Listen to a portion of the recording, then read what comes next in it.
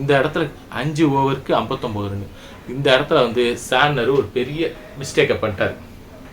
பார்த்தீங்கன்னா 16வது ஓவர் இசவுதிக்கு கொடுத்தாரு. 13 ரன் போயிடுச்சு. அங்கேயே ஸ்பின்னருக்கு அடி வாங்குதுங்கிற ஒரு லைட்டாக தெரிஞ்சிச்சு.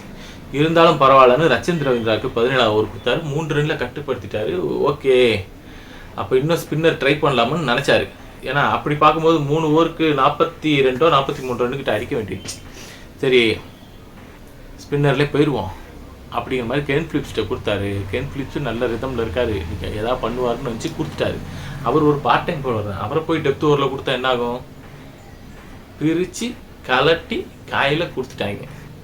மொத்தம் வந்து பார்த்தீங்கன்னா 22 ரன் அவர் ஓவரில். தரமான பேட்டிங்கு. ரியான் வந்து அடி பிரின்னு பிரிச்சுட்டாப்புல.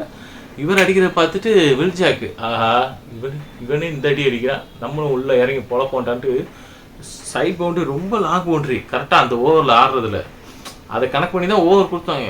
அதுலேயே அசால்ட்டாக வெளியே 6 அடிக்கிறாரு போட்டு. தரமான பேட்டிங் தான் வில்ஜாக்கும் ரியான் அகமதும்.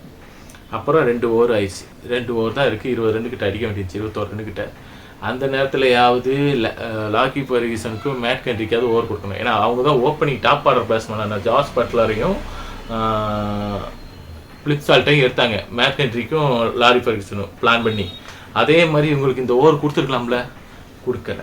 அப்போ 19 ஓவரையும் தலைவர் வாங்கிட்டு வர்றாரு சாண்டர். சும்மாவே டீ ஆத்துற மாதிரி ஆத்துறாரு, பந்தை தூக்கி போட்டார். அவங்க ரெடியாக இந்த பக்கம் தான் அடிக்க போகிறேன், அந்த பக்கம் தான் அடிக்க போகிறேன்னு அவன் ரெடியாக இறங்கி ஆட ஆரம்பிச்சிட்டாரு.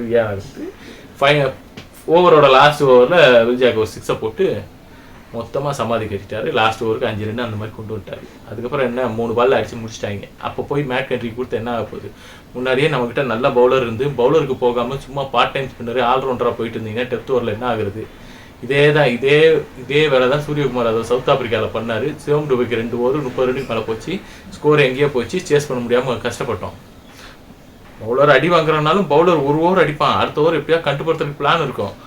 ஒரு ஓவரே 10 ரன்னு போயிடுச்சு, நீ வேற ஆள் வாங்கிட்டான், அவன் 15-20 ரன்னு கொடுக்குறான். அப்புறம் என்ன பண்ண முடியும்? இன்னைக்கு மேட்ச்சில் ஜென் பிலிப்ஸ் பேட்டிங் நல்லா பண்ணியிருக்காரு, ஃபீல்டிங் நல்லா பண்ணியிருக்காரு, பவுலிங்கும் முதல்ல நல்லா தான் போட்டிருந்தாரு. மேன் ஆஃப் த மேட்சை விட அவர் தான் இன்னைக்கு வாங்குற மாதிரி இருந்துச்சு. அவர் ஓவர் அடிச்சுட்டு வெல்ஜாக் வாங்கிட்டு போயிட்டாரு. இந்த கட்டத்தில் நியூசிலாந்து ஒரு கேப்டன்சியில் பெரிய தப்பு பண்ணிட்டாரு சாண்டர். அதனால தான் மேட்சை தோத்தாங்க. கையில் இருக்கிற மேட்சை தோற்றுருக்காங்க.